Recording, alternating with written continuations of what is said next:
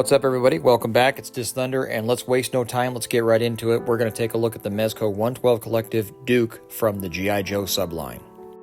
As one of the most important characters in G.I. Joe, I can't help but do a little bit of bio, so bear with me if you've heard it all before. Maybe some of you have not. As far as the toys go, Duke was a 1983 mail-in figure. He was the first of the mail-away figures for the line, and then he got his own card release as part of Series 3 in 1984. His first appearance was in the comics. I believe it was issue number 22. I've talked about it, I think, during Roadblock's review, where he and Roadblock show up at General Flagg's funeral and shoot down a Rattler and then dress down the Joe unit for not being prepared. In the comics, he is usually an E8 first sergeant and field commander, second only to Hawk as far as team lead. In later fictions, he receives the rank of sergeant major, and I think in IDW he was a colonel for a period of time. When talking about primary MOS, it's often stated that it's primary infantry and a secondary be small arms artillery. But being airborne trained is not necessarily an MOS. Like, any MOS can actually be parachute qualified, if I'm not mistaken. So it's kind of a misnomer, and it's a big stew of numbers and letters that I won't worry about. But the important thing to know is that Duke's pedigree is airborne infantry. Airborne all the way. As far as G.I. Joe characters go for me, Duke has always been my favorite. I know other cooler kids are Snake Eyes kids, and there's even some cool Stalker kids out there, but I was always the generic. I liked the man of action first sergeant. Certainly didn't hurt to have Michael Bell do the voice, who is also the voice of Sideswipe and Transformers, two characters I'm quite fond of, so it makes sense. Even though I was able to contain my rambling to about a minute and a half, which is pretty good runtime for me, let's get into articulation to start off the review stuff.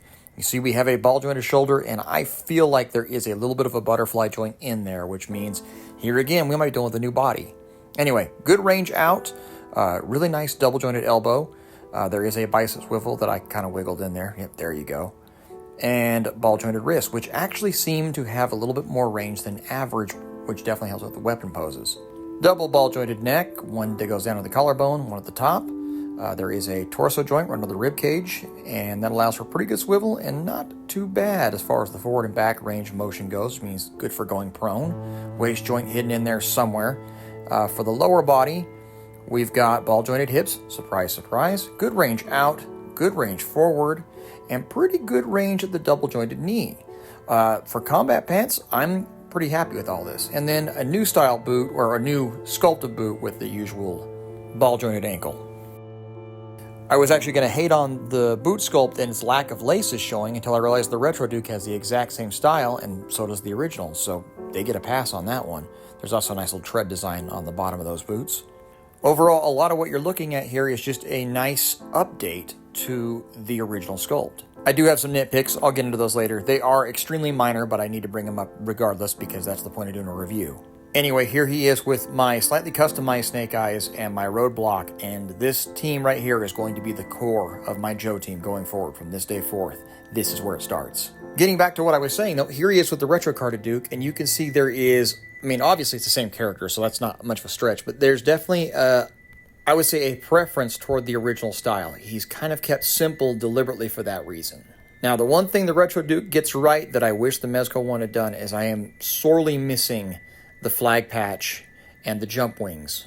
The flag patch you can kind of go either way with because the original figure didn't have a flag patch tampoed on his arm, so you can kind of go that way, but I feel like the jump wings were a necessary addition. But like I said, it's a little detail, and it's one I can fix. They also tried to get the bandolier in a little bit more tactical fashion, and I think it kind of works, but at the same time, I don't know. It's one of those things, it's a difficult thing to put on the figure because it looks kind of silly even on the retro card. So I can see why they struggle with it. Best I can come up with for the factory one, I'll show you here in a second. So if I bring in Supreme Knight Batman here for comparison, which by the way I think is a pretty solid scale. He makes him a good, 6'2", maybe 200 pounds. It feels appropriate with this figure, which is again why I love 112 so much. But as you can see for his bandolier, I took off some of the extra attachments, made just a single point sling attachment. And looking at it now, honestly, all I think I need to do is add a grenade and we're pretty much there. Talking head sculpts, there was a little bit of, I don't know, what do you want to call it? Teeth gnashing, bitching. I call it bitching, but you call it what you want to call it, about the style of these heads. And let me preface this first off by saying there's this weird habit in the Joe community to think of Duke as a younger man. And I mean that in Army speak, where, anybody over the age of 25 is an old man. Set in the time frame, Duke was probably maybe just on the tail end of Vietnam or shortly after. So when he joins the Joes, he's already been in and gone to airborne school and everything. He's probably been in for a good 4 or 5 years by that point. Which means when you see him in the books, I figure he would be at his youngest, maybe late 20s, probably more likely early 30s, especially if he did any time in Vietnam. Having said all that, I think the head sculpts are perfectly appropriate, and actually I think they are my favorite Duke head sculpt to date. You'll notice there's even a little bit of a scar above his right eye, just like it should be. You don't notice the scars much when he's yelling at you like this, though. This is one of my favorite yelling heads in 112 Collective, and, well, you never want just a yelling head as your only default head. I'm always so glad they include them as an option. But if you want to have your iconic card back moment with a little bit of work and the smiling head sculpt, you can pull this off. It's kind of funny. It almost comes across more as a shit-eating grin than it does like a genuine smile from Conrad here, but either way, it's also a great head sculpt. And if you were to take some accessories from said retro Duke, like the helmet and the bandolier and the jump wings, which I carved off that sumbitch's chest, you can get awful close to that box art. But don't trade in your weapons for that green blaster with the retro card just yet.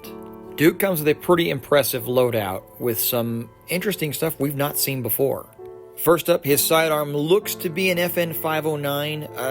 I'm not 100% there, but the slide definitely looks like an FN slide. For his main battle rifle, he has an M4 derivative. Also could be an FN for that matter. It's got a couple of accessories I'll show you in the next picture. The real interesting oddity here is going to have to be that rifle-style grenade launcher that feeds from a magazine. To my knowledge, this doesn't actually exist as you're looking at it here. The closest thing, though, there is a Rheinmetall SSW 40mm, basically rifle grenade launcher that's being tested in prototype phase, and it does bear a slight resemblance to this one. What they've gone for here actually feels like an FN SCAR on steroids, basically.